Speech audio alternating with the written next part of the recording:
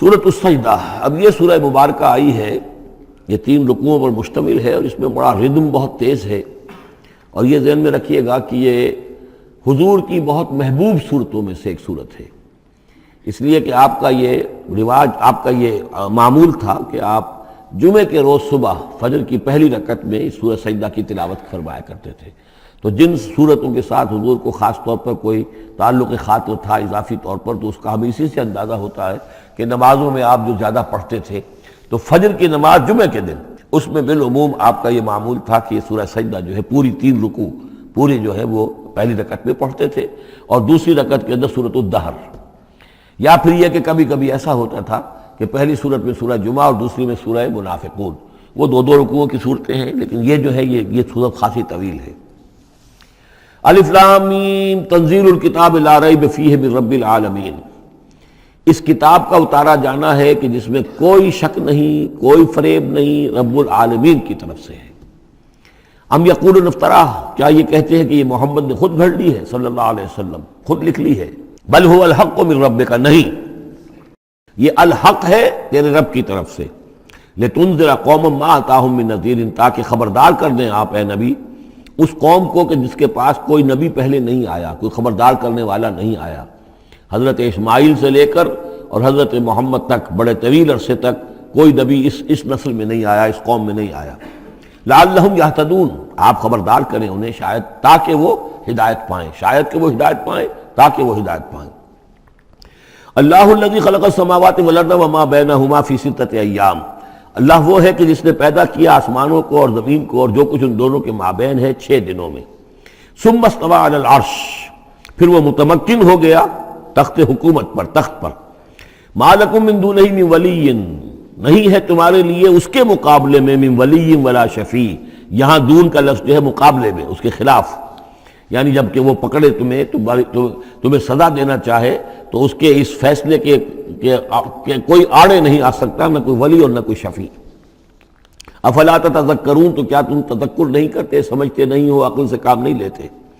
یدبر الامر من السماء الى الارض، وہ تدبیر کرتا ہے امر کی آسمان سے زمین کی طرف۔ ظاہر بات ہے کہ اللہ تعالیٰ کے جو فیصلے ہوتے ہیں، اور اس میں ایک تو ہے 1000 سال کا ایک نقشہ ہے جو اللہ بناتا ہے، پلاننگ ہے، جو اللہ کا ایک دن ہے، لیکن یہ کہ ہمارے حساب سے جو 1 سال ہے، اس کے لیے بھی جو لیلۃ القدر آتی ہے، وہ در حقیقت وہ اس سال کا بجٹ سیشن ہے کہ اس 1000 سال میں سے اس سال کے اندر کیا کیا ہونا ہے۔ تو اس طریقے سے اللہ تعالیٰ کا جو عالمی حکومت کا نظام ہے، اس میں اس طریقے کی پلاننگ ہے۔ یدبر الامر من السماء الى الارض، وہ تدبیر کرتا ہے اپنے امر کی آسمان سے زمین کی طرف، فرشتے اترتے ہیں احکام کو لے کر کہ اب یہ کام یہاں پر ہونے ہیں، یہ امپلیمنٹیشن ہونی ہے۔ ثم یعرج الیہ، پھر وہ چڑھتا ہے اس کی جانب، جب یہ کام ہو گئے تو رپورٹیں جو ہیں وہ اللہ تعالیٰ کی جناب میں پھر پیش ہونے کے لیے جا رہی ہیں۔ فی یوم، اور یہ سارا معاملہ ہے ایک دن میں، مقدارہ 1000 سنۃ مما تعدون، جس کی مقدار ہے تمہارے حساب سے جو تم گنتی کرتے ہو تو 1000 برس۔ اب یہ سورہ حج میں بھی یہ آیت آ چکی ہے، ان یوما عند ربک کالف سنۃ مما تعدون، تیرے رب کا ایک دن جو ہے وہ تمہارے حساب کے 1000 سال کے برابر ہے۔ اور یہاں پر بھی یہ آ گیا کہ یہ تدبیر امر کے سلسلے میں اس کائنات میں جو بھی اللہ تعالیٰ کا فیصلہ ہوتا ہے تو وہ ہر 1000 سال کے لیے اس کا ایک نقشہ بن جاتا ہے۔ ذالک عالم الغیب والشہادۃ، وہ ہے، وہ ہستی ہے جاننے والی ہر چھپی چیز کی اور ہر سامنے کی چیز کی، العزیز جو زبردست ہے، الرحیم رحم فرمانے والی ہے۔ الذی احسن کل شیء، جس نے کہ جو شے بنائی، کل شیء خلقہ، جو شے بھی اس نے بنائی بہت خوبصورت بنائی، بہت عمدہ بنائی، اس کی خلقت میں کوئی نقص تم نہیں دکھا سکتے، کہیں کوئی کوتاہی نہیں دکھا سکتے۔ وَبَدَأَ خَلْقَ الْإِنسَانِ مِنْ طِينٍ، اور انسان کی تخلیق کا آغاز کیا گارے سے۔ یہ تخلیق کا آغاز تو گارے سے ہوا، یا تو یہ کہ وہ آدم کی تخلیق جو ہے وہ جو جن مراحل سے ہو کر گزری ہے تو ہم کئی دفعہ دیکھ چکے ہیں، یا جیسے کہ میں نے سورہ مومنون کے شروع میں عرض کیا کہ خود ہر انسان کی بھی جو تخلیق ہو رہی ہے اس کا بھی اصل تو جو ہے کہ باپ کے جسم میں جو نطفہ بن رہا ہے تو وہ بھی تو ظاہر بات ہے کہ زمینی جو غذا ہیں اور وہ مٹی ہی کی کشید جو ہے وہی چیزیں ہیں کہ جس کے ذریعے سے وہ اس کا نطفہ بنتا ہے۔ لیکن اس کے بعد ثم جعل نسلہ من سلالۃ من ماء مہین، پھر یہ جو نسل چلی ہے آدم کی علیہ الصلوۃ والسلام، اب یہ چلی ہے اس بے قدر پانی کی کہ نچڑا ہوا پانی جو ہے سلالۃ من ماء مہین، اس سے اب یہ نسل آگے چل رہی ہے۔ پہلا مرحلہ آدم کا، مٹی سے آدم تک، اب آدم سے آگے جو تناسل کا معاملہ چل رہا ہے، نوع انسانی کا ریپروڈکشن جس نظام سے ہو رہی ہے، اس کا یہ نسل جو ہے اس میں یہ ذریعہ بن رہا ہے۔ ثم سواہ ونفخ فیہ من روحہ، اب یہاں سما جو آ رہا ہے گویا کہ نسل انسانی میں سے جو بھی کوئی ایک بچہ جو ہے اس کو اللہ تعالیٰ اس کی نوک پلک سنوار دیتا ہے، وَنَفَخَ فِيهِ مِن رُوحِهِ، اور اس میں پھر پھونکتا ہے اپنی روح میں سے۔ یہ میں عرض کر چکا ہوں کہ یہ حدیث نبوی سے جو بڑی پختہ حدیث ہے حضرت عبداللہ ابن مسعود رضی اللہ تعالیٰ عنہ سے، اس میں یہ ہے کہ 40 دن نطفے کی شکل ہے، 40 دن مضغہ ہے، بلکہ درمیان میں علقہ ہے، اور پھر 120 دن کے بعد اللہ تعالیٰ فرشتے کو بھیجتا ہے جو اس میں روح پھونکتا ہے۔ وَنَفَخَ فِيهِ مِن رُوحِهِ وَجَعَلَ لَكُمُ السَّمْعَ وَالْأَبْصَارَ وَالْأَفْئِدَةَ، اور اس نے تمہارے لیے بنا دیے ہیں کان بھی اور آنکھیں بھی، اور تمہیں عقل بھی دی ہے، یا دل بھی، جو بھی چاہے کہہ لیں، اس لیے کہ دل کی بھی ایک عقل ہے اور ایک عقل حیوانی ہے۔ قَلِيلًا مَا تَشْكُرُونَ، بہت ہی کم ہے جو شکر تم کرتے ہو۔ وَقَالُوا أَإِذَا ضَلَلْنَا فِي الْأَرْضِ أَإِنَّا لَفِي خَلْقٍ جَدِيدٍ، اور یہ کہتے ہیں کہ جب ہم زمین میں گم ہو جائیں گے، رل مل جائیں گے، مٹی ہو کر مٹی میں مل جائیں گے، تحلیل ہو جائیں گے۔ اور آج کا کوئی نوجوان کہے گا جب کہ اس کے تو ایٹم جو ہے وہ بھی منتشر ہو گئے، اس کے الیکٹرانز بھی پتہ نہیں کہاں سے کہاں گئے، اب اسی کے جسم سے کھاد بن گئی ہے، وہ اس کا جسم کھاد بن گیا ہے، اور وہ کھاد جو ہے وہ پلانٹس کے اندر آ گئی ہے، اور وہ پلانٹس جو ہیں وہ بکری نے کھا لیے ہیں، اور بکری سے کہیں سے کہاں پہنچ گئے، کیسے جمع ہوں گے اس کے اجزاء۔ وَقَالُوا إِذَا ضَلَلْنَا فِي الْأَرْضِ، جب ہم زمین کے اندر گم ہو جائیں گے، کھوئے جائیں گے، أَإِنَّا لَفِي خَلْقٍ جَدِيدٍ، کیا پھر ہمیں ایک نئی تخلیق جو ہے عطا ہو جائے گی۔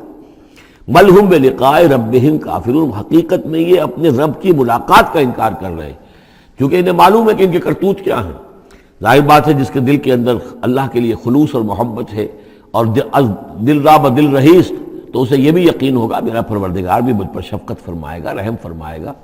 آپ اگر مخلص ہیں اللہ کے ساتھ تو اللہ تعالیٰ کی طرف سے بھی رحمت کی امید ہوگی، تو پھر تو انسان ملنا چاہے گا۔ یہ لوگ انکار کرنا چاہتے ہیں اللہ سے ملاقات کا، اعتراض یہ کر رہے ہیں کیسے ہو سکتا ہے، کیسے پیدا ہو سکتے ہیں، حالانکہ بے وقوف یہ دیکھیں کہ اگر تمہیں وہ پہلی مرتبہ پیدا کر سکتا ہے تو دوبارہ پیدا کرنا کیسے مشکل ہوگا۔ تو تمہیں پہلے بھی پیدا کیا، زمین ہی سے اجزاء آئے ہیں، سارے ایٹمز وہیں سے آئے ہیں، وہیں سے ہو کر تمہارے وجود جو ہے وہ بنا ہے۔ قُلْ يَتَوَفَّاكُم مَلَكُ الْمَوْتِ الَّذِي وُكِّلَ بِكُم، کہہ دیجئے کہ تمہیں قبض کر لے گا وہ فرشتہ جو موت کا فرشتہ ہے، جو تم پر مقرر کر دیا گیا ہے۔ ثُمَّ إِلَىٰ رَبِّكُمْ تُرْجَعُونَ، پھر تم اپنے رب کی طرف لوٹا دیے جاؤ گے۔ وَلَوْ تَرَىٰ إِذِ الْمُجْرِمُونَ نَاكِسُو رُءُوسِهِمْ، اور کاش کہ تم دیکھ سکو وہ منظر جبکہ یہ مجرم کھڑے ہوں گے سر ڈالے ہوئے اپنے پروردگار کے سامنے۔ ربنا ابصرنا وسمعنا، وہ کہیں گے پروردگار اب ہم نے دیکھ لیا، حقیقت ہم پر منکشف ہو گئی، اب ہم نے سن لیا، ہر بات جو ہے ہم نے پا لی۔ فرجعنا، تو ایک دفعہ ہمیں دنیا میں لوٹا دے، نعمل صالحا، اب ہم نیک عمل کریں گے، انا موقنون، اب ہمیں یقین آ گیا۔ ایمان کیا، ایمان سے بھی آگے کی بات، اب تو پورا یقین ہمیں حاصل ہو گیا۔ وَلَوْ شِئْنَا لَآتَيْنَا كُلَّ نَفْسٍ هُدَاهَا، اگر اسی طرح ہم نے ہدایت دینی ہوتی پردے اٹھا کر تو دنیا ہی میں ہم سب کو جو ہے ہدایت دے دیتے۔ اب فائدہ جو ہے، اب ایمان لانے کا کوئی فائدہ نہیں ہے، اب تو جزا کا وقت ہے، یہ اب وہ امتحان کا وقت ختم ہو چکا۔ وَلَوْ شِئْنَا لَآتَيْنَا كُلَّ نَفْسٍ هُدَاهَا وَلَكِنْ حَقَّ الْقَوْلُ مِنِّي، لیکن میری طرف سے تو یہ میرا فیصلہ جو ہے یہ ثابت ہو چکا ہے، پختہ ہے، صادر ہو چکا ہے۔ لَأَمْلَأَنَّ جَهَنَّمَ مِنَ الْجِنَّةِ وَالنَّاسِ أَجْمَعِينَ، کہ میں جہنم بھی تو میں نے بنائی ہے نا، آخر اس کے لیے بھی مجھے ایندھن چاہیے، تو اب تو یہ کہ تم لوگ اس کا ایندھن بنو گے، اب تمہیں جنات اور انسان جو بھی تھے، جو باغی تھے ہمارے، اب ان کو اس جہنم کے اندر جھونک کر رہیں گے۔ فَذُوقُوا بِمَا نَسِيتُمْ لِقَاءَ يَوْمِكُمْ هَذَا، اب چکھو ذرا مزہ اس چیز کا جو تم نے آج کے دن کی ملاقات کا انکار کیا یا اسے نظر انداز کیے رکھا۔ انا نسیناکم، ہم نے بھی اب تمہیں نظر انداز کر دیا، اب ہم سے بات نہ کرو، لا تکلمون، اب ہم مجھ سے بات نہ کرو۔ وذوقوا عذاب الخلد بما کنتم تعملون، اور جو کچھ تم کرتے رہے اس کی پاداش میں اب ہمیشگی والا عذاب چکھو۔ انما یؤمن بآیاتنا الذین اذا ذکروا بها، میری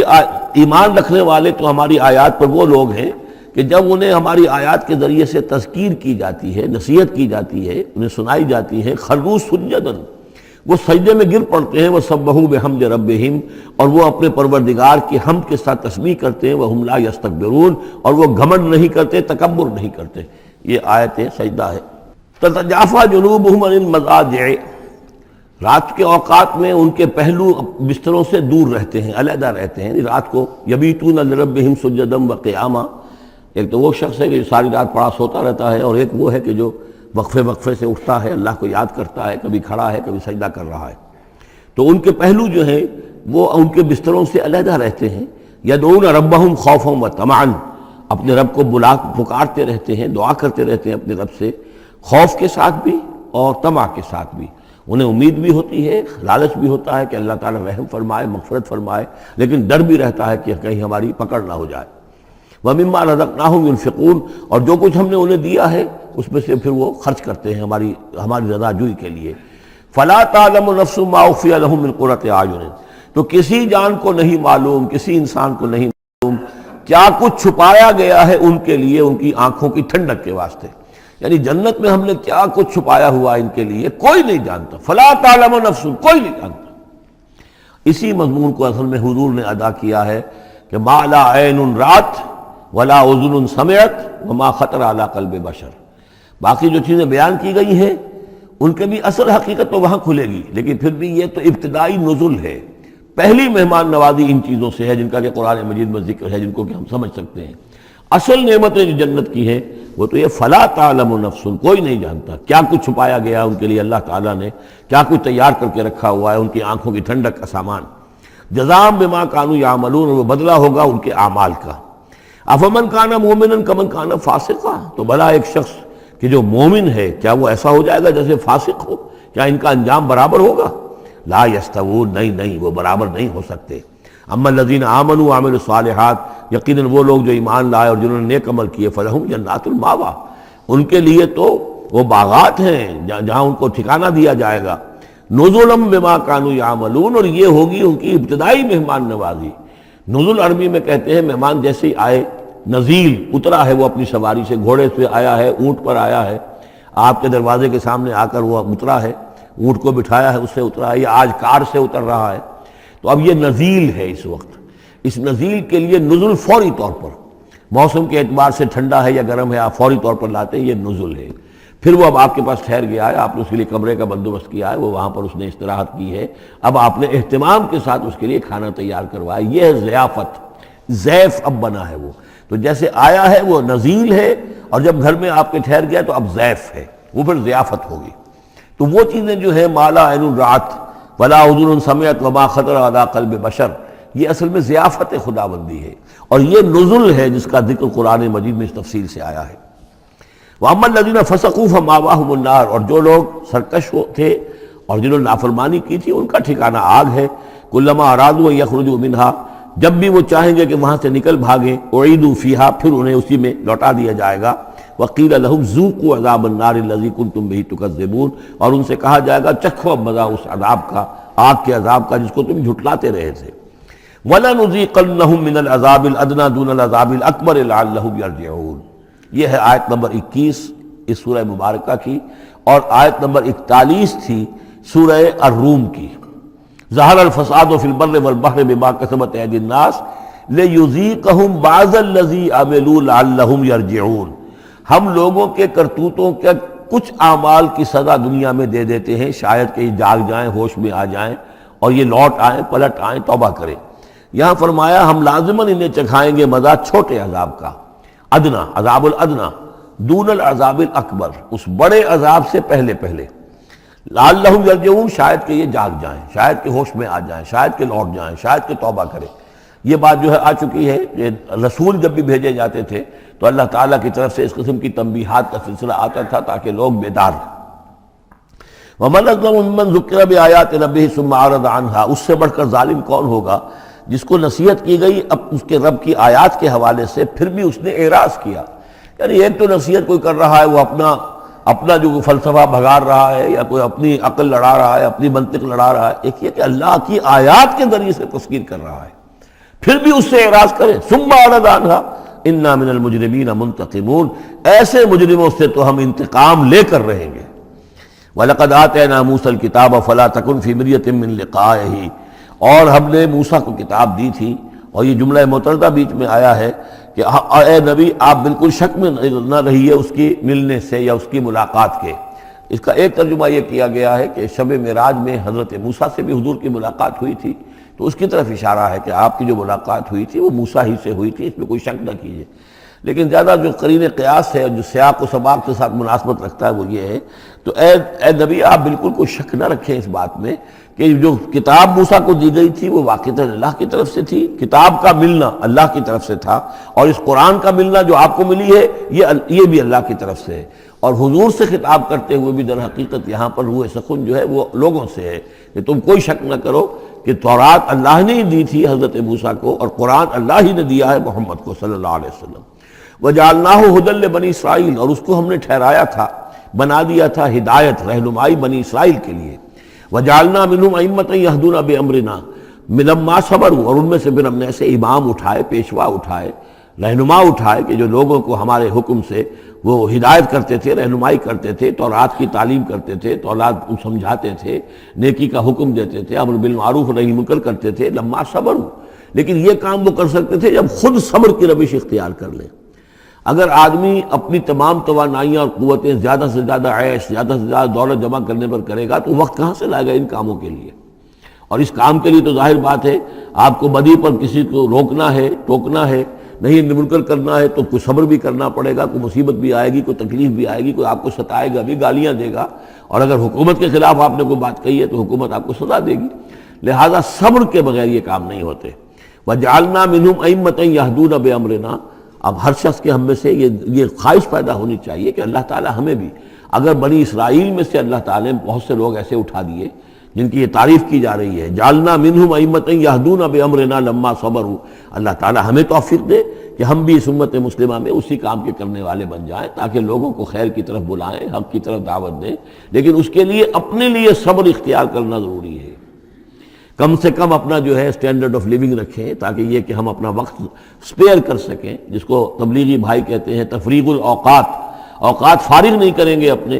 سارا وقت تو لگا ہوا ہے آپ پیسہ کمانے میں، اس لیے کہ اس کے ایک خاص قسم کا معیار زندگی بنا لیا ہے، اور اس کو مینٹین کرنے کے لیے اب جتنا کچھ آپ کو چاہیے اب دن رات ایک کریں گے تو آپ اپنے اس معیار زندگی کو مینٹین کر سکتے ہیں۔ گویا کہ اب ہم اس معیار زندگی کو پوج رہے ہیں، ہمارے پاس اب وقت ہی نہیں ہے، صلاحیت کہاں لگائیں، کس وقت میں لگائیں، کیا کام کریں۔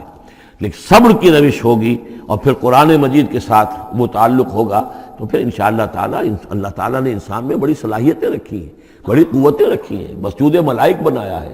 اللہ کے کریشن کا کلائمیکس ہے یہ، تو اللہ تعالیٰ کی یوں سمجھیے کہ تخلیق کا نقطہ عروج ہے، تو اس کے اندر صلاحیتیں ہیں۔ آدمی ارادہ کر لے، ہمت کرے، فیصلہ کر لے تو پھر یہ کہ اللہ تعالیٰ جو ہے اس کے لیے راستے کھول دیتا ہے۔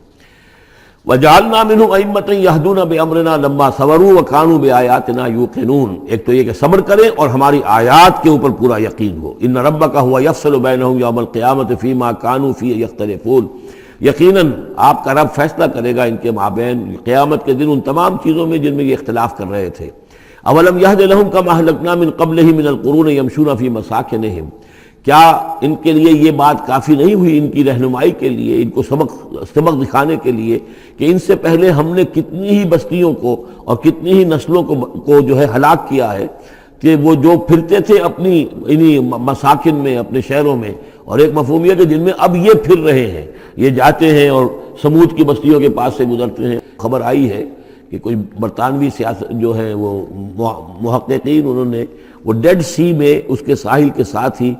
اور پانی کے نیچے وہ آثار موجود ہیں اس شہر کے کہ جس کی طرف حضرت لوط علیہ السلام کو بھیجا گیا تھا۔ تو خبر میں یہ ہے کہ قرآن اور تورات کی جو بات ہے اس کی تصدیق ہو گئی ہے، لیکن وہ بستی جو ہے میرا بھی گمان یہی تھا کہ وہ جو ہے اصل میں سمندر کے اندر آ چکی ہے، اور شاید اسی لیے ڈیڈ سی اس کا نام ہو کہ پورے شہر جو ہیں بڑے ہوئے وہ اس کے اندر دھنس گئے ہیں، اور گویا کہ سب کے سب اسی کے اندر جو ہے ان کی قبر بن گئی ہے، وہ پانی کی قبر کے اندر وہ دفن ہوئے ہیں۔ بہرحال یہ تمام چیزیں جو ہے تم پھرتے ہو، آتے ہو، جاتے ہو، انہی لوگوں کے مساکن کے اندر تم پھر رہے ہو۔ ان فی ذلک لآیات فلا یسمعون، اس میں یقیناً نشانیاں ہیں تو کیا تم عقل سے کام نہیں لیتے، سنتے نہیں ہو۔